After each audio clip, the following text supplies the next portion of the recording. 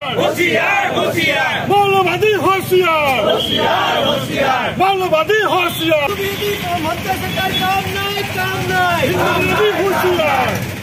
हिंदू विरोधी होशियार होशियार होशियार हिंदू विरोधी होशियार होशियार होशियार मौलवादी होशियार होशियार होशियार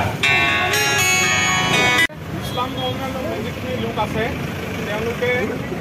জীৱনকালত বা পৈতৃক সম্পত্তি হিচাপে যিখিনি আহৰণ কৰে বা পৈতৃক সম্পত্তি হিচাপে যিখিনি পায় সেইখিনি তেওঁলোকৰ আজি আমি বিশ্ব হিন্দু পৰিষদৰ উদ্যোগত আৰু ডিব্ৰুগড় সনাতনী ৰাইজৰ সমাৱেশত আমি পশ্চিমবংগৰ যি মুৰ্ছিদাবাদত বৰ্তমান সদৌ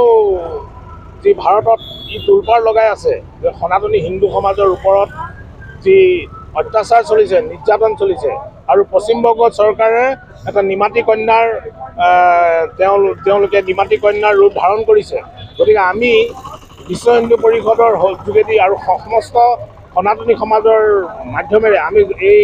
ৰাষ্ট্ৰপতি মহোদয়লৈ এখন স্মাৰক পত্ৰ প্ৰদান কৰিব বিচাৰিছোঁ আৰু ৰাষ্ট্ৰপতি মহোদয়ক আমি অনুৰোধ কৰিব বিচাৰিছোঁ যে ভাৰত চৰকাৰৰ যি ধৰণৰ ব্যৱস্থা আছে, সেই সাংবিধানিক যি ব্যৱস্থা আছে, সেই ব্যৱস্থাৰ যোগেদি পশ্চিমবংগৰ চৰকাৰখনক নাকি লগাব লাগে আৰু সেই সময় সনাতনী ৰাইজক যি ধৰণৰ অত্যাচাৰ চলিছে তাত আমি খবৰ পাইছোঁ যে যিবিলাক জুই লগাই দিছে, ঘৰবিলাক জুই লগাই দিছে, কিন্তু বাৰম্বাৰ ফায়াৰ ব্ৰিগেডক ফোন কৰি থকাৰ পাছতো 4 ঘণ্টা 5 ঘণ্টা 6 ঘণ্টা হৈ গৈছে, কিন্তু তেওঁলোকে ফায়াৰ ব্ৰিগেড আহিবলৈ দিয়া নাই। সেইটো নিশ্চয় চৰকাৰী যন্ত্ৰৰ পৰিচালনাতেই হৈছে, তেওঁলোকৰ প্ৰত্যক্ষ আদেশত হৈছে। গতিকে আৰু তেওঁলোকৰ যি পুলিচ বাহিনী আছে, তেওঁলোকৰ পুলিচ বাহিনীক এই ক্ষেত্ৰত সম্পূৰ্ণভাৱে যিসকল দুষ্কৃতিকাৰী আছে তেওঁলোকক মুক্তভাৱে বিচৰণ কৰাৰ সুবিধা প্ৰদান কৰিছে আৰু হিন্দু সনাতনী সমাজক ঘৰ জ্বলাই দিয়া হৈছে, মঠ মন্দিৰ ভঙা হৈছে, ভাই ভনীসকলক বিভিন্ন ধৰণৰ বেয়া কামত লিপ্ত কৰিছে। গতিকে আমি এই সনাতনী সমাজৰ মাধ্যমৰ পৰা আমি ইয়াক তীব্ৰ প্ৰতিবাদ জনাইছোঁ আৰু ৰাষ্ট্ৰপতি মহোদয়লৈ আমি আবেদন জনাইছোঁ যাতে তেওঁলোকক এই ক্ষেত্ৰত বাধা প্ৰদান কৰিব লাগে আৰু অতি শীঘ্ৰে পশ্চিমবংগত ৰাষ্ট্ৰপতি শাসনৰ বাবে আমি আহ্বান জনাইছোঁ। আৰু মমতা বেনাৰ্জীয়ে চৰকাৰে যিদৰে এই আমাৰ বৰ্ডাৰ লাইন বৰ্ডাৰ যি ফেন্সিং আছে, এই ফেন্সিং কৰাত বাধা দিছে, মাটি অধিগ্ৰহণ কৰাত বাধা দিছে। 400 কিলোমিটাৰ প্ৰায় 400 কিলোমিটাৰ জেগা তেওঁ এই বৰ্ডাৰ ফেন্স কৰাত তেওঁ বাধা দিছে আৰু অতি বিলম্বে ইয়াৰ কাৰ্যপন্থা হাতত ল'ব লাগে। এই সকলো কথা সামৰি আমি